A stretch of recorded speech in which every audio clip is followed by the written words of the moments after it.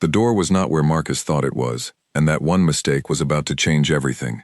He pushed it open with his shoulder, toolbox in one hand, flashlight in the other, his mind still stuck on the broken thermostat 3 doors down.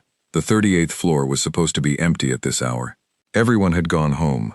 The cleaning crew did not start until midnight, and Marcus liked working in that quiet window when nobody asked him questions and nobody looked at him like he was furniture. He stepped inside, already reaching for the light switch, and froze. The woman in front of him was not expecting company. She turned, startled, one arm still caught in the sleeve of a blazer she had been pulling on. For a full second, neither of them moved. The flashlight beam landed somewhere on the carpet and stayed there, because Marcus could not make his hand pointed anywhere else. He knew her face from the company newsletter, from the elevator posters, from the framed photograph in the lobby that every employee walked past without really looking at. Elena Voss, the chief executive officer, the woman whose signature was on his paycheck. "Out," she said. Her voice did not rise. It did not need to. Marcus was already moving, toolbox banging against the door frame, screws spilling out across the carpet in a sound that seemed far too loud for the silence around it.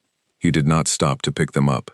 He did not say sorry, not at first, because the word would not come out of his mouth in any order that made sense. By the time he managed to say it, the door was already closing between them, and he was talking to wood. He stood in the hallway for a moment that felt much longer than it actually was, his heart doing something strange and fast in his chest, his ears ringing with the kind of silence that comes right after a loud noise. Then he picked up his toolbox, left the spilled screws where they had rolled, and walked toward the elevator like a man trying very hard to look like nothing had happened. It did not work. By the time the elevator doors opened on the ground floor, his name was already known to a security guard he had never spoken to before. The man was waiting by the turnstiles with his arms crossed and his radio crackling against his hip. "Marcus Doyle?" "Yeah. I need your badge." Marcus handed it over without arguing, because arguing felt like something only innocent people got to do, and right now he did not feel innocent, even though all he had done was open the wrong door. The guard studied the badge like it might explain something, then looked back up at Marcus with an expression that was not unkind, just tired. "Building management wants you to wait downstairs until someone from Human Resources reaches out. You understand that, right?" "I understand." He did not understand. Not really. He understood that he had a daughter waiting at home with a babysitter he could not afford to keep paying past 9 o'clock, and he understood that his rent was due in 6 days, and he understood that this job, this ordinary, unglamorous, overnight maintenance job, was the only thing standing between his small apartment and something much worse. Beyond that, nothing made sense. His thoughts kept circling back to the same useless loop. Wrong door. Wrong door. He had read the work order 3 times before he left the supply closet. Floor 38, room 4. He had read it right. Someone else had written it wrong, or the room numbers had been switched during the last renovation, and none of that mattered now, because none of it would undo what had already happened. He left the building through the side entrance, the one maintenance staff used so they would not be seen coming and going through the polished front doors meant for clients and executives. The night air outside was sharp enough to clear his head a little, though not enough to stop the replay running behind his eyes. Her face, the half-second of stillness before she spoke, the way her voice had not shaken at all, while his entire body had felt like it was made of static. The walk to the train was short, but it felt endless. Marcus kept his eyes on the sidewalk and his hands shoved deep in his jacket pockets, going over every version of an explanation he could give if someone asked him what was wrong. Nothing. Long shift. Bad coffee. He had gotten good at small lies like that since his wife left, the kind that kept conversations short and questions away from the things he did not want to talk about. By the time he reached his apartment, he had almost convinced himself that he could push the whole thing into a back drawer of his mind and deal with it later. Almost. The babysitter, Carol, was sitting on the couch with a half-finished crossword puzzle when he came in, the television playing something with the volume turned low enough not to wake anyone. She looked up and smiled the easy, unbothered smile of someone whose night had gone exactly as expected. "She's out cold," Carol said. "Didn't even make it through the second story." "Good, thank you. Really. You look like you had a rough one." "Thermostat fought back," Marcus said, and the lie slid out easier than he expected, smooth and practiced. Carol laughed, gathered her things, and left him alone in the small apartment with the hum of the refrigerator and the quiet weight of everything he had not said.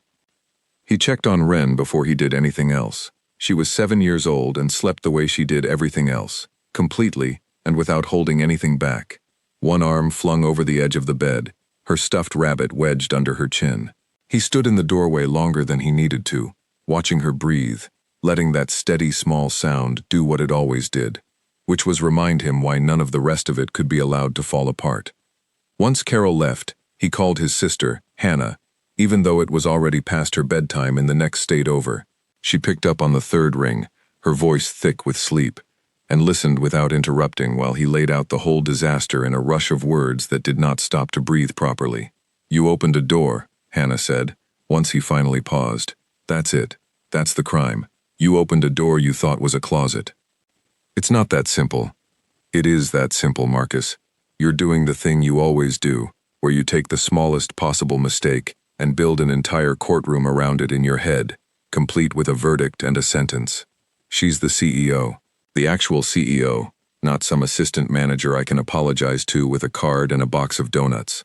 "Then bring a really good card," Hannah said, and despite everything, he found himself almost laughing, the sound surprising him as much as it seemed to surprise the empty kitchen around him.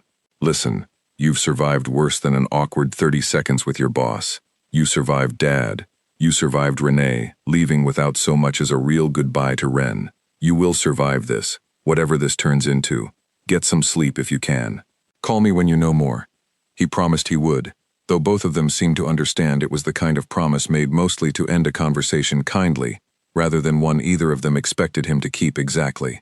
He sat with the phone in his hand for a while after she hung up, the apartment quiet except for the refrigerator's steady hum, and thought about how easily his sister had made the whole thing sound small, manageable, survivable, even while every instinct in his own body insisted otherwise. He did not sleep much that night. He lay on top of his covers fully dressed, phone resting on his chest, waiting for it to buzz with a message that would tell him whether he still had a job in the morning. It did not buzz. The silence stretched on, made worse by the fact that he had absolutely no idea what was happening on the other side of it, in some office he would never be allowed into, where decisions about people like him got made by people who had never once had to worry about a babysitter's hourly rate.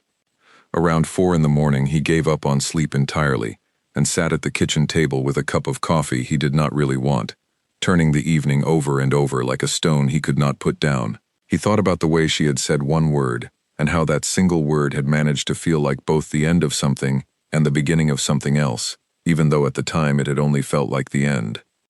His phone finally buzzed at 7:15 while he was packing Ren's lunch into a paper bag with a cartoon dinosaur drawn on the side because she liked finding it among the other kids' plain bags. The message was short. It came from an unfamiliar number, the kind that belonged to a corporate system rather than a person. It asked him to report to the executive offices at 9 o'clock that morning, not the maintenance department, not human resources downstairs where he had filled out his original paperwork, but the executive offices on the 38th floor, the same floor he had been standing on 12 hours earlier, with a toolbox in his hand, and no idea that his life was about to tilt sideways. He read the message twice, then a third time, looking for some clue in the wording about whether this was the end of his employment or something else entirely. There was no clue. There was only an address, a time, and the quiet certainty that whatever happened next would not be something he could control. He got Ren dressed, walked her to the bus stop, watched her climb the steps with her backpack bouncing against her shoulders, and waved until the bus turned the corner and took her out of sight. Then he stood there a moment longer in the cold morning air, rehearsing apologies he was fairly sure would not be enough, and started walking toward the building that held his job, his mistake, and now, apparently, a meeting he had no way of preparing for. The lobby looked different in daylight, all glass and polished stone, busy with people who had somewhere important to be and the confidence to walk like it. Marcus felt out of place in his own work jacket, the one with his name stitched over the pocket, surrounded by suits and heels and the smell of expensive coffee from the kiosk near the elevators. He kept his badge in his hand even though it had been taken from him the night before, because holding something familiar made the walk to the front desk feel slightly less like walking into a courtroom. A woman behind the desk checked his name against a list, made a short phone call, and directed him toward the executive elevator bank instead of the regular one. which only made his stomach tighten further. The executive elevator was quieter, smoother, lined with mirrors that showed him his own face from every angle, tired and unshaven, and clearly a man who had not slept. On his way through the maintenance department to grab his work radio that morning, he had noticed the silence. Not the comfortable silence of an empty building, but the particular silence of a room where people had been talking about you and stopped the moment you walked in. Two of his co-workers, men he had shared lunch breaks with for over a year, suddenly found their clipboards fascinating. A third, a younger guy named Petey who had never learned the art of subtlety, asked outright whether it was true Marcus had gotten caught doing something on the executive floor. His eyebrows raised in a way that made the question feel dirtier than anything that had actually happened. "I walked into the wrong room," Marcus said. "That's the whole story." "That's not what I heard." "Then you heard wrong." He left it there. Because there was nothing else to say that would not make things worse. And because some small, tired part of him understood that the truth rarely traveled as fast or as far as a rumor did, and there was no point chasing it down a hallway it had already left. He carried that uneasy feeling with him into the executive elevator, the sense that his name was already being passed around in conversations he was not part of, shaped into something smaller and dirtier than what had actually occurred. When the doors opened on the 38th floor, a woman was waiting for him. She introduced herself as Lauren Pike, head of human resources, and her handshake was brief and businesslike, the kind that ended a conversation before it had really started. She led him down a hallway he recognized from the night before, past the door he absolutely did not look at, and into a small waiting area outside a set of frosted glass doors. "You'll go in alone," Lauren said. "I'll be right out here." "Am I being fired?" The question came out before he could stop it, blunt and a little desperate, the kind of question he would never normally ask a stranger in a hallway. Lauren's expression softened just slightly, though her voice stayed even. "That's not my call to make today, Mr. Doyle. Go on in." He had expected a conference room. He had expected a panel of people behind a long table, the kind of scene from television shows where someone gets walked out by security with a small cardboard box of belongings. Instead, the frosted glass doors opened onto a single office, large enough to hold 3 of his apartment, with a wall of windows looking out over the city. Elena Voss sat behind a desk that held almost nothing on its surface except a laptop, a single pen, and a folder closed in front of her. She did not stand when he entered. She gestured at the chair across from her without quite looking up, and Marcus sat, his hands folded in his lap, because he did not know what else to do with them. For a moment, neither of them spoke. The silence in the room was different from the silence in the hallway the night before. That silence had been sharp and immediate. This one felt deliberate, like she was deciding something and taking her time about it, and he was not allowed to rush her. "I want to be clear about something," she finally said. "This conversation is not about punishing a mistake. Mistakes happen in buildings this size every week. Wrong floors, wrong rooms, wrong everything. That is not unusual, and it is not, on its own, a reason to end someone's employment. Then why am I here? Because what is unusual," she continued, as if he had not spoken, "is what happens after the mistake. Whether the person involved understands the difference between an accident and an opportunity to make money from it." Marcus felt something in his chest go cold and hot at the same time. "I'm not going to tell anyone what happened. I don't even want to think about what happened. Most people say that. I mean it." She studied him for a long moment, the kind of look that felt like it was reading something off the back of his skull, rather than the front of his face. Whatever she found there, it seemed to satisfy some part of her, because her posture eased just slightly, the way a held breath finally lets go. "You came up to fix a thermostat," she said. It was not quite a question. "Yeah, floor 38, room 4. At least that's what the work order said. Room 4 is 2 doors down from where you ended up. I know that now. Did you fix it?" The question caught him off guard, because it was so completely unrelated to everything he had braced himself for. "No, I never got that far." Something flickered across her face, not quite a smile, but close enough to be its cousin. "It has been broken for 9 days. I have had 3 different complaints from the floor below about the noise it makes at night. I can fix it. If you still want me working here, I mean, I can have it done in 20 minutes.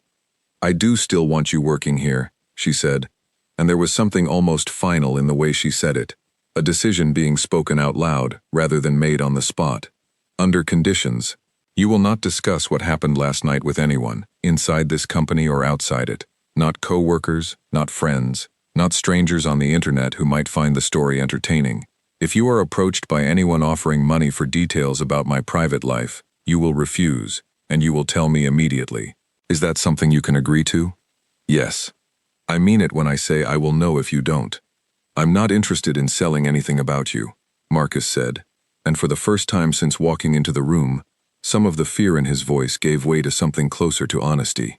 I have a kid. I need this job to feed her, not to make headlines. That's the whole story. There isn't a second one underneath it.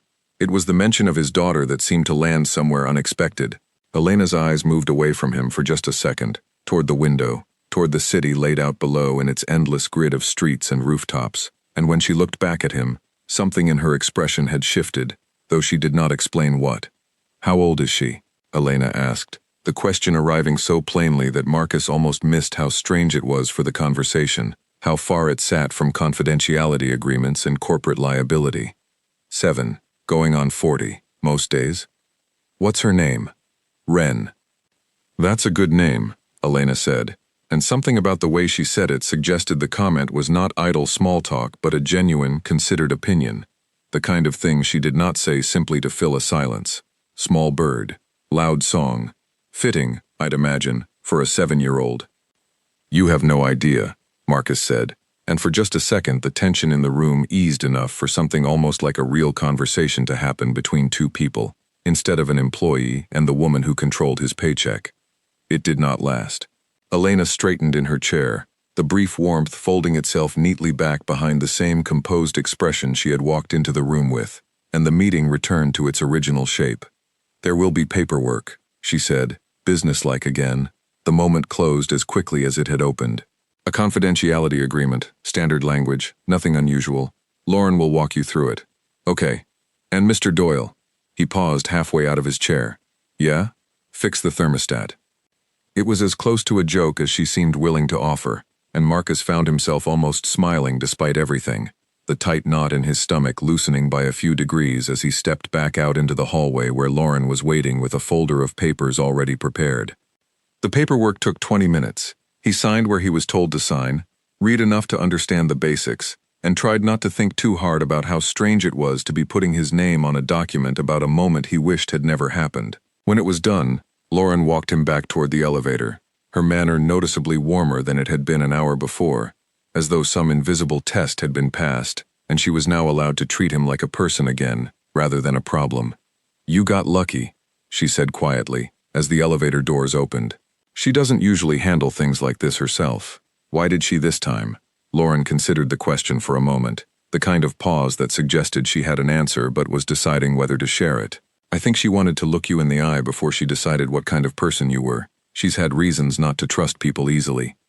What kind of reasons? Above my pay grade, Lauren said, though not unkindly. I've worked here 6 years. I've watched people try to use small things against her more than once. A missed meeting turned into a story about instability. A sharp word in a budget review turned into a story about her being difficult to work for. She's learned to assume the worst about strangers until they prove otherwise. You apparently proved otherwise faster than most. I just wanted my job back. That's usually the difference, Lauren said. The people who only want their job back rarely cause her any trouble.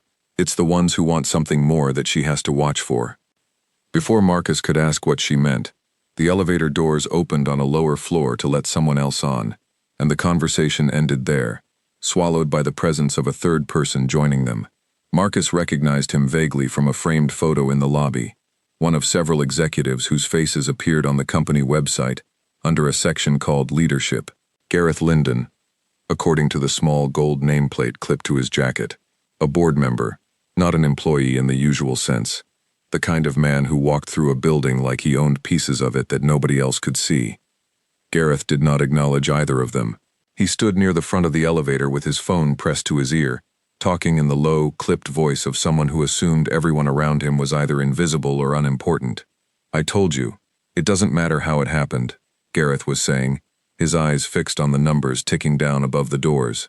What matters is whether it can be made to look bad enough. The board meets in 3 weeks. If there's even a hint of impropriety attached to her name before then, it changes the conversation entirely. You understand what I'm asking for." He paused, listening, then laughed. A short, humorless sound. "Find someone who was there. Doesn't need to be true, just needs to be believable enough to print." The elevator reached the lobby and the doors slid open. Gareth stepped out without ending the call, without looking back, his polished shoes clicking across the marble floor until he disappeared into the crowd of people moving through the building's main entrance. Marcus stood frozen for a second longer than the doors allowed, only stepping out when Lauren touched his arm and gently steered him forward. His mind was racing now, piecing together fragments that did not yet form a complete picture, but formed enough of one to leave a cold, uneasy feeling settling into his stomach. Someone was looking for a story. Someone was willing to invent one if a real one could not be found in time. And he, Marcus Doyle, overnight maintenance technician, accidental witness to something he had not asked to see, had just heard exactly who was behind it, and exactly what they were planning to use it for.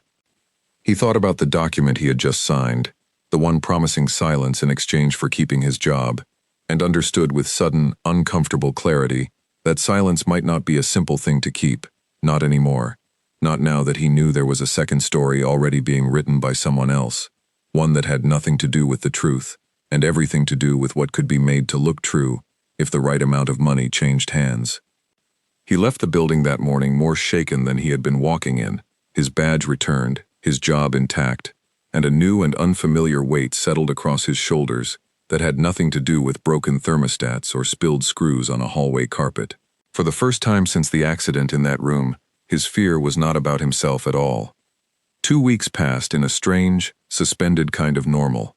Marcus went to work, fixed what needed fixing, picked Ren up from school on the days he could, and tried not to think too hard about the conversation he had overheard in the elevator. He told himself it was none of his business, that whatever Gareth Linden was planning had nothing to do with him directly, that the safest thing he could do was keep his head down and let people with more power than him sort out their own battles. It was not that simple, and some part of him had known it would not be simple from the moment the elevator doors closed on Gareth's voice. The 2 weeks brought small moments he found himself replaying later, the way a person replays a song they cannot quite place. There was the morning he found a sticky note on the thermostat panel, written in handwriting too neat to belong to anyone on the maintenance crew, simply asking whether the noise complaints had finally stopped. He wrote back on the same note, left it where he found it, and by the next afternoon a reply was waiting, dry and brief, asking whether he always communicated exclusively through office supplies. He left a third note. She did not reply to that one, but the following week, a fresh notepad and a working pen appeared on the shelf inside the supply closet where he kept his tools, and he understood it for what it was, a small and quietly considered gift, disguised as something practical. He saw Elena Voss more often than he expected to during those 2 weeks, though never for long, and never in any way that felt deliberate on either side. She would be crossing the lobby as he came in for his shift. She would step out of a meeting room just as he passed with his toolbox. Once, she stopped near the supply closet on the 38th floor while he was checking a flickering light fixture, and instead of walking past, she paused. "The thermostat held up," she said. "It better I'm not coming back for round 2. It was a small joke, nothing more, but something in her face shifted when she heard it, a brief and almost surprised softening, as though she was not used to people joking with her at all. She did not say anything else, just gave a small nod and continued on her way. But Marcus found himself thinking about that look longer than he probably should have. The real turning point came on a Saturday, the kind of ordinary weekend disaster that every single parent eventually learns to expect. Carol called that morning, apologetic and clearly unwell, her voice thick with a cold she had picked up from one of her other charges. Marcus had no backup plan. His own parents lived 2 states away, and the handful of other parents he knew from Ren's school were either out of town or already overloaded with their own children for the day. He had been called in for an emergency repair, a flooded supply closet on the executive floor that could not wait until Monday, and he had no choice but to bring Ren with him, armed with a backpack full of coloring books and the solemn promise that she would sit quietly in the hallway and not touch anything. She lasted about 11 minutes before she found her way into the open doorway of an office that, as luck would have it, belonged to Elena Voss. Marcus found her there a few minutes later, after realizing the silence from the hallway had gone on too long to be trusted. He stepped into the doorway expecting disaster, and instead found his daughter sitting cross-legged on the carpet, A sheet of company letterhead spread out in front of her, drawing what appeared to be a horse with an unusually long neck, while Elena Voss stood nearby holding a single red crayon she had clearly been about to take away, and then thought better of. She said the proportions were wrong, Wren announced, without looking up from her drawing, but I told her it's a magic horse, so the rules are different. I apologize, Marcus said quickly, already crossing the room to scoop up the letterhead and the crayons scattered around it. She's not supposed to be wandering off. I'm sorry. I'll have her out of your way in 2 seconds. It's fine, Elena said, and to his surprise, she meant it. She found the drawer with the good paper. I'm impressed, honestly. I keep that hidden from the design team. Wren looked up at this, delighted by the idea that she had outsmarted an entire department of adults, and launched immediately into an explanation of why magic horses needed 7 legs instead of 4, an explanation Elena listened to with an expression of genuine, careful attention that did not match anything Marcus had seen in their previous conversations. She crouched down slightly to be at eye level with a 7-year-old discussing equine anatomy, and for a few minutes, the office did not feel like the office of a powerful and guarded executive at all. It felt like a kitchen table somewhere, the kind of space where a kid could say something ridiculous and be taken seriously anyway. You're good with her, Marcus said quietly, once Wren had wandered back to her drawing with a fresh sheet of paper. I'm not, actually, Elena said. I don't have much practice. I just remember what it felt like to want someone to listen. It was the kind of sentence that opened a door without walking through it, and Marcus did not push. He had learned enough about people in his 34 years to recognize when a door like that should be left exactly where it was, unopened, respected, noted, but not entered. A few minutes later, while Wren finished her second drawing, Elena disappeared briefly and returned with 2 paper cups from the small kitchen down the hall, handing one to Marcus without ceremony. I don't actually know how you take your coffee, she admitted. I guessed. You guessed right, he said, though it was closer to the truth than a guess, since the cup was simply black, no sugar, the same way exhaustion had taught him to drink it years ago. They stood near the window for a moment, not quite talking, watching Wren hum to herself over her crayons, and the silence between the 2 adults felt entirely different from any silence that had passed between them before, easy in a way neither of them seemed to want to interrupt by naming it. Thank you for this, Marcus finally said. The coffee. And, I don't know, letting her be a kid in your office instead of making us both feel like a problem. She's not a problem, Elena said. Neither are you, for what it's worth. I think I forgot, for a while, that not everyone walking into this building wants something from me. He did not have a clean answer for that, so he simply nodded, and the moment folded itself quietly into the rest of the afternoon, neither commented on nor forgotten. Wren, oblivious to anything happening above her on the adult level of the conversation, held up her finished drawing for inspection, the magic horse, now accompanied by a smaller stick figure standing beside it. Who's that? Elena asked, crouching down again to look properly. That's you, Wren said, as though it were obvious. You need a horse, too. Everybody needs a horse. I've never had one before. That's okay, Wren said, with the confident generosity of a child handing over something precious without thinking twice about the cost. This one can be yours. He doesn't mind sharing his legs. Elena accepted the drawing with both hands, holding it the careful way a person holds something they suspect might matter more than it appears to, and Marcus watched her study it for a beat too long to be simple politeness. They left 20 minutes later, the supply closet repaired, Wren clutching her finished drawing along with a second sheet of company letterhead Elena had quietly slipped into her backpack without comment. On the walk to the elevator, Wren chattered about magic horses and asked if the nice lady was Marcus's boss, and Marcus said yes, and Wren said she seemed sad even when she was smiling, and Marcus did not have an answer for that, because his daughter had noticed something he had been circling around without quite landing on himself. The good feeling from that Saturday lasted exactly 4 days. On Wednesday, Marcus was finishing a repair on the 4th floor when a man approached him in the stairwell, someone he did not recognize but whose face he matched almost instantly to the framed photograph in the lobby and the voice from the elevator 2 weeks earlier. Gareth Linden stood a few steps above him, blocking the path upward, his expression pleasant in the practiced way of someone used to getting what he wanted through charm before resorting to anything else. Marcus Doyle, I've heard your name mentioned recently. Can I help you with something? I think we might be able to help each other, Gareth said, descending one step, his voice dropping into the same low, businesslike register Marcus remembered from the phone call. I understand you had an interesting evening a few weeks back, on the executive floor. Marcus felt every muscle in his body tighten at once. I don't know what you're talking about. I think you do, and I think we both know that a story like that, told the right way, to the right person, could be worth quite a lot of money to someone in your position. A single father, working 2 jobs to make ends meet. I imagine the bills add up. I'm not selling anything. I'm not asking you to sell anything, Gareth said smoothly. I'm asking you to confirm something. A detail here, a detail there. Nothing that isn't already mostly true. You wouldn't even need to lie. Not really. Just nod along when someone else tells the story for you. No. The word came out flatter and harder than Marcus expected, surprising even himself. Gareth's pleasant expression flickered for just a moment, the charm cracking enough to show something colder underneath. Think carefully before you answer that. People who work in buildings like this one, in jobs like yours, they're replaceable, easily, quietly, without much fuss at all. I'd hate for something unfortunate to happen to your employment over a misunderstanding. Is that a threat? It's a fact, Gareth said, already turning to continue up the stairs, his footsteps unhurried, untroubled. The footsteps of a man who had delivered this exact kind of warning many times before and never once worried about the consequences. Think about your daughter, Mr. Doyle. About what kind of future you want to give her. Sometimes the smartest thing a person can do is know which side of a situation to stand on.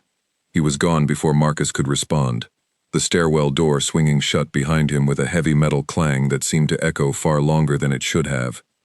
Marcus stood there for several minutes, his toolbox forgotten at his feet, his hands shaking with an anger he rarely let himself feel anymore, the kind of anger that used to get him into trouble before he had a daughter who needed him calm and steady and reliable. He thought about walking straight to Elena's office and telling her everything right then, but something held him back. Some instinct that told him this was not a conversation to have in a hallway, not something to blurt out between repairs. He finished his shift in a fog, going through the motions of his job while his mind replayed the stairwell conversation on a loop, turning over every word, every threat, every implication that his daughter's future could somehow be used as leverage against him. That evening, he picked Wren up from her after-school program and let her talk the entire walk home about a classroom hamster that had escaped its cage and been found, eventually, inside someone's backpack. He nodded along in the right places, made the right sounds of surprise, and the whole time some separate part of his mind kept circling the stairwell, the easy menace in Gareth's voice, the casual way he had mentioned a future that belonged to a 7-year-old he had never met and never would.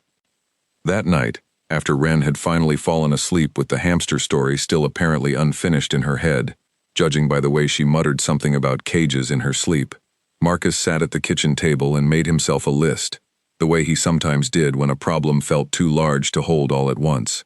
On one side, what he stood to lose if he said nothing. On the other, what he stood to lose if he said something. The second column was shorter, but it frightened him more, because it was the column with Elena's name written at the top of it, and he was not entirely sure yet what that meant, or why it mattered as much as it suddenly did. By the time he clocked out the next evening, he had made a decision, though it took him another full day to work up the nerve to act on it.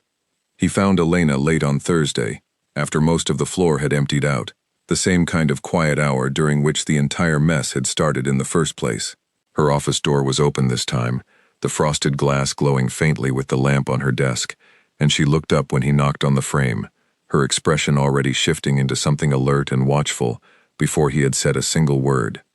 "You look like you're carrying something heavy," she said. "I am." "Sit down then, tell me." And for the first time since the night he had opened the wrong door, Marcus felt like the silence between them was not something to be afraid of. It was simply waiting, patient and steady, for him to finally say what needed to be said. He told her everything, the phone call in the elevator, the words he had not understood the meaning of until the stairwell conversation made it horribly clear. He told her about Gareth Linden waiting on the steps above him, about the offer that was not really an offer, about the warning wrapped in a question about his daughter's future. He left nothing out, because somewhere in the telling he had stopped worrying about how it made him look, and started worrying only about getting the truth across as clearly as he could. Elena listened without interrupting, her hands folded on the desk in front of her, her face giving away very little, until he reached the part about the board meeting in 3 weeks. The part where Gareth had said it did not matter whether the story was true, only whether it could be made to look bad enough. Something in her stilled completely at that detail, the way a room goes quiet right before a storm breaks. "He's been waiting for an opportunity like this for 2 years, she said, more to herself than to Marcus. "I built this company from a desk in a garage with 3 employees and a line of credit I had no business being approved for. Gareth joined the board after we went public, and from the very first meeting, he made it clear he thought a company this size needed someone steadier in charge, someone more predictable, someone less like me." "Why does he think that?" She was quiet for a long moment, and Marcus thought she might not answer at all, might simply close the subject the way she had closed every other door he had accidentally wandered toward. Instead, she surprised him. "I grew up in the foster system," she said. 4 different homes by the time I was 12. People like Gareth read that on a profile somewhere and decide it explains something about me, something they think makes me unstable, or difficult, or not built for rooms like this one. They never ask what it actually taught me. They just decide what story fits the narrative they already wanted to tell. What did it teach you? That control is the only thing nobody can take from you, if you hold it tightly enough, she said. Which is, I'm aware, not always a healthy way to live. But it built this company, and I am not interested in apologizing for it to a man who has never once had to fight for anything in his life. She did not elaborate further, and Marcus did not ask her to. The sentence sat between them, complete on its own, needing nothing added to it. He understood now, in a way he had not before, why the moment in that room 3 weeks ago had clearly cost her more than an ordinary embarrassment. Control was the thing she had built her entire life around, and he had walked in and taken a piece of it from her without meaning to, and now someone else was trying to take the rest. "What do we do?" he asked. "We do nothing reckless," she said, already reaching for her phone, "and we find out exactly how far this has gone before Gareth finds his story." It took less than an hour for Elena's assistant, a sharp-eyed woman named Priya Nandi, to confirm what they had feared. A journalist named Holly Marsh, known for a column that specialized in corporate scandal rather than corporate achievement, had been contacted twice in the past week by someone using a blocked number, offering what the message described only as an exclusive about misconduct at the highest level of Voss Logistics. No details yet, no names, just enough to make a journalist curious and willing to wait for the rest.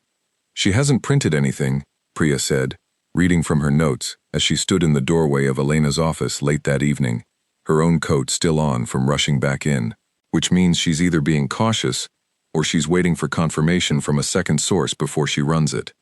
"The second source is supposed to be me," Marcus said quietly.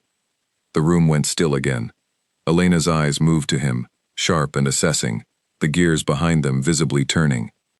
"If Gareth thinks you might still say yes," she said slowly, "then he hasn't given Holly Marsh anything solid yet. He's still building toward it. Which means we have a window, but not a large one." "What kind of window?" "The board meets in 11 days.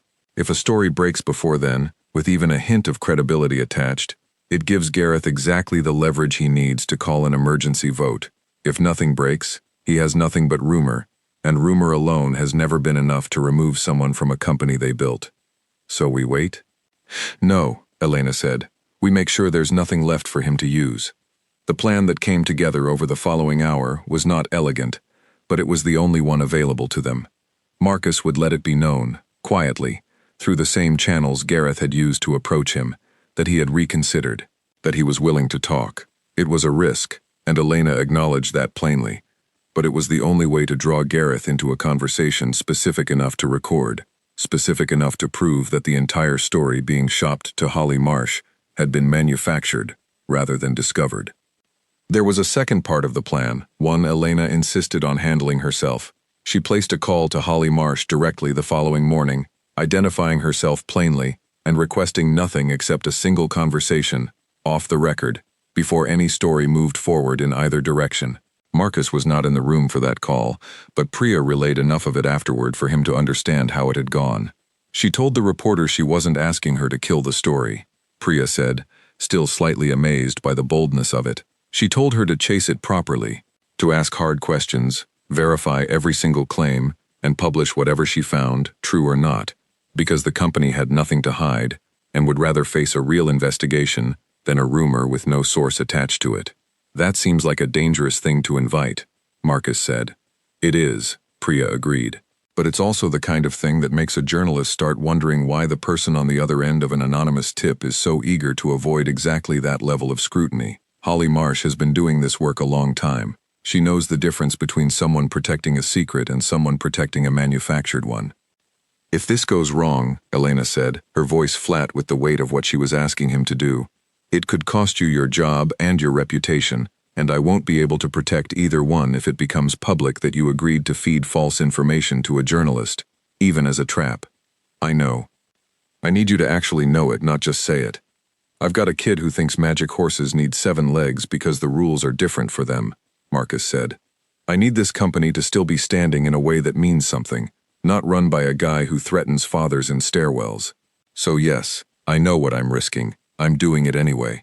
The lawyer, a soft-spoken man named Desmond Hale, spent the better part of an afternoon preparing Marcus for the meeting, going over the same handful of rules again and again, until they felt less like instructions and more like a song stuck in his head. Let Gareth say the numbers first. Never suggest a figure himself. Never use the word bribe. Never use the word lie. Never say anything that could later be twisted into entrapment rather than evidence. Marcus practiced the conversation in his apartment that evening, pacing the small kitchen with his phone propped against the toaster, running through every way the exchange could go wrong, while Wren sat at the table coloring a picture of what appeared to be the same magic horse, now wearing what looked suspiciously like a tiny business suit. "Who's that for?" he asked, grateful for the distraction. "The nice lady," Wren said, not looking up. "She needs a horse that goes to work too." He did not have an answer for that, so he simply taped the drawing to the refrigerator where he could see it, while he finished rehearsing, and somehow it steadied him more than any of Desmond's careful instructions had. 2 nights later, Marcus sent a message through the same anonymous channel that had first reached out on Gareth's behalf, agreeing to meet and discuss terms. The meeting was set for the following evening, in a quiet bar 2 blocks from the office, the kind of place chosen specifically because nobody from the company would think to look there. Marcus wore a small recording device clipped inside his jacket pocket, supplied by a lawyer Elena had brought in that afternoon, a careful, soft-spoken man who explained twice exactly what could and could not be used later, exactly what words needed to come from Gareth's own mouth, rather than be suggested by Marcus, in order for any of it to matter. The bar was dim and mostly empty when Gareth arrived, settling into the booth across from Marcus with the same easy, practiced charm from the stairwell, as though their last conversation had been a pleasant negotiation rather than a threat. "I knew you'd see reason eventually," Gareth said, signaling for a drink he did not actually intend to finish. People usually do, once they think it through properly. "I want to make sure I understand what you're actually asking for," Marcus said carefully, his heart hammering against the recording device hidden against his ribs. "You want me to tell a reporter I saw something inappropriate, something that didn't happen. I want you to confirm a version of events," Gareth said, leaning back, entirely unbothered. "The exact wording is flexible. The important thing is that it's believable, and that it comes from someone the board will assume has no reason to lie. A maintenance worker, salt of the earth. Nobody questions a man like you. And in exchange, $40,000, paid in installments so it doesn't draw attention. And a permanent position somewhere far away from this building, somewhere with a much better salary, so nobody ever has reason to ask why you suddenly disappeared from the maintenance roster right after a scandal broke. That's a lot of money for a story that isn't true. Truth is overrated, Mr. Doyle. Believability is the only thing that matters in a boardroom. Elena Voss has spent 10 years convincing people she is steady, controlled, untouchable. All I need is one believable story that suggests otherwise, and the entire board will start asking questions they should have been asking years ago. You would simply be helping them ask the right ones. And if I say no? After tonight, I mean. If I walk out of here and never speak to you again." Gareth's smile did not change, but something behind his eyes went flat and cold, the charm thinning out to show the calculation underneath. "Then I find someone else. There's always someone else, Mr. Doyle. The only difference is whether you walk away from this with $40,000 or with nothing at all, watching from the outside while another man takes the opportunity you turned down. That's supposed to convince me?" "It's supposed to remind you that this offer has an expiration date," Gareth said, finishing the last of his drink and setting the glass down with a small, deliberate click against the table. Sentiment is a luxury for people who don't have a daughter's future to think about. I'd have thought a man in your position would understand that better than most. It was more than enough. Marcus sat there a moment longer, letting Gareth keep talking, letting him lay out the timeline, the payment schedule, the exact phrasing he wanted used when speaking to Holly Marsh, every word landing cleanly on the small device hidden in Marcus's jacket. When he finally stood to leave, claiming he needed to think it over one final night before agreeing to anything in writing, Gareth did not seem concerned in the slightest. "Don't take too long," he said, his charm never once slipping. "Opportunities like this don't stay open forever." Marcus walked out of the bar into the cold evening air, his hands shaking, his chest tight with something between relief and dread, and called Elena the moment he was far enough away to be sure nobody was watching. "I have it," he said. "All of it," his exact words. There was a long pause on the other end of the line, the kind of silence that carried more weight than anything either of them could have said out loud, and when Elena finally spoke again, her voice was quieter than he had ever heard it. "Bring it to my office tonight. We move first thing in the morning." The board meeting was moved up by 10 days, called as an emergency session once Elena's lawyer reviewed the recording and confirmed it was more than enough to act on immediately, rather than wait for the regularly scheduled date. Marcus was not supposed to be in the room for something like this. Maintenance technicians did not sit in on board meetings, did not get invited into glass conference rooms on the 40th floor, where decisions about the entire company got made by a dozen people in expensive chairs. But Elena had insisted, and apparently when Elena insisted on something, very few people in that building found a way to say no. He sat near the back, his hands clasped tightly in his lap, watching board members file in one by one, none of them looking twice at the man in the work jacket sitting quietly against the wall.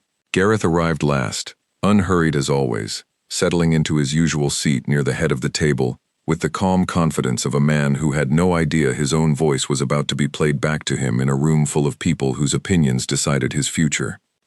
Elena did not waste time on preamble. She stood at the head of the table, laid out the situation in clear, measured sentences, explained the anonymous contact made to a journalist, the meeting in the bar, the recording obtained with proper legal counsel present at every step. Then she nodded to her lawyer, who pressed play on a small speaker connected to a laptop, and Gareth Linden's own voice filled the room, calm and unbothered, offering $40,000 and a quiet relocation, in exchange for a story he openly admitted did not need to be true.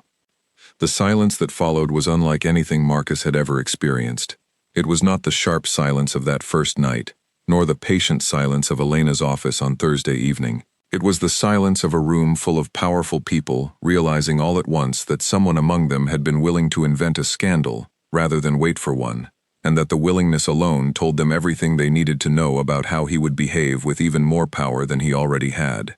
Gareth tried, briefly, to argue. He called it a misunderstanding, claimed the recording had been edited, claimed Marcus could not be trusted because he was, after all, simply a maintenance worker with an obvious financial incentive to lie. But nobody in the room seemed inclined to believe him, not after hearing his own voice describe the exact dollar amount and the exact wording he wanted used.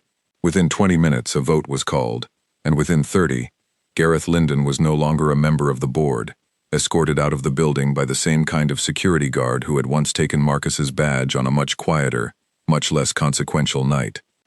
Marcus watched him go, expecting to feel something victorious, something sharp and satisfying. Instead, he mostly just felt tired, the particular exhaustion that comes after holding tension in your body for far too many days in a row and finally being allowed to let it go. Holly Marsh published a story 3 days later, though it was not the story Gareth had been hoping to plant. It was a long, carefully reported piece about a board member who had attempted to manufacture a scandal rather than wait for one, built almost entirely on the recording Elena's team had voluntarily shared once the legal questions were settled. The story did not mention Marcus by name, a detail Elena had insisted on before agreeing to cooperate, and Holly had honored the request without argument. The piece that resulted painted Elena Voss not as someone hiding from scrutiny, but as someone who had welcomed it and come out of it with a cleaner record than the man who had tried to destroy her. Afterward, the boardroom emptied slowly, people gathering their things and murmuring to each other in low voices. The kind of conversations that happen after something dramatic has just occurred, and nobody quite knows how to return to ordinary small talk yet. Elena stayed behind, and so did Marcus, neither of them in any particular hurry to leave the quiet, oversized room, with its view stretching out over the entire city. "You didn't have to come," she said, once the last board member had gone. "You asked me to." "I know. I'm saying you didn't have to agree." "I think I did, actually," Marcus said. "Somewhere around the part where he threatened my daughter's future from a stairwell, I stopped having much of a choice in the matter." Elena was quiet for a moment, watching him with an expression he was starting to recognize, the one that meant she was deciding how much of herself to let show. "Thank you," she finally said. "Not just for today, for not selling the story when it would have been easy to, for telling me the truth instead of letting fear decide things for you. You make it sound nobler than it was. Mostly I was scared of losing my job and terrified of what kind of person I'd become if I lied for money about someone who didn't deserve it." "That is exactly what noble looks like for most people," she said. "It's rarely as dramatic as it sounds in movies." There was a strange, hollow quiet to the days right after the vote, the kind that follows any storm once the wind finally stops. Word of what had happened spread through the company in pieces, never the full story. Just enough that people looked at Marcus a little differently in the hallways, with curiosity instead of suspicion this time. Petey, the same coworker who had once asked him outright if he'd been caught doing something improper, now greeted him every morning like an old friend, clearly hoping for details Marcus had no intention of sharing. He let the rumors do what rumors always did, which was eventually grow bored of a story nobody would confirm, and fade into something smaller, then into nothing at all. Wren noticed the change in her father before he had fully noticed it himself. One evening, while he was making dinner and humming along to the radio in a way he had not done in longer than either of them could remember, she set down her crayons and studied him with the unsettling directness only children seem capable of. "You're not as worried anymore," she said. "I wasn't worried," he said, automatically, the old habit of protecting her from things she did not need to carry. "You were. You did the thing where you stir the same spot in the pan over and over." He laughed, caught completely off guard, and admitted she was right, that there had been a few hard weeks, but that things were better now, that the worry had mostly gone where worries go once the thing they were worried about stops being true. "Good," Wren said, already returning to her crayons. "Tell the nice lady I said hi next time." The weeks that followed settled into something neither he nor Elena had quite expected. Marcus kept his job, though it changed shape slightly. His hours adjusted so he was no longer working the overnight shift that had started the entire chain of events in the first place. He told himself the schedule change was simply practical, easier for picking up Wren from school, and it was true. But it was also true that it meant he saw Elena far more often than the old schedule had allowed, and neither of them seemed in a hurry to point that fact out loud. Wren, for her part, adopted Elena with the swift, unbothered confidence that only children seem capable of, treating her not as a chief executive officer of anything, but simply as the nice lady from the big building who appreciated magic horses and kept good paper hidden in a desk drawer. She brought new drawings on the rare Saturdays she still ended up at the office, each one more elaborate than the last, and Elena kept every single one, taped carefully to the inside of a cabinet door, where visitors would not see them but she could glance at them whenever she wanted to. One evening, several months after the board meeting, Marcus found himself once again on the 38th floor after most of the building had emptied out, his toolbox in hand, called in to look at a flickering hallway light that had been bothering the cleaning staff for a week. He finished the repair quickly, packed up his tools, and on his way to the elevator passed the office where everything had started. The door was open this time. Elena was inside, working late as she so often did, papers spread across her desk, a cup of coffee gone cold beside her laptop. She looked up when she noticed him in the doorway and smiled, an easy, unguarded smile that would have seemed impossible to him months earlier. "The light's fixed," he said. 3 doors down this time. I checked twice." "Good," she said. "I'd hate for you to walk into the wrong room again.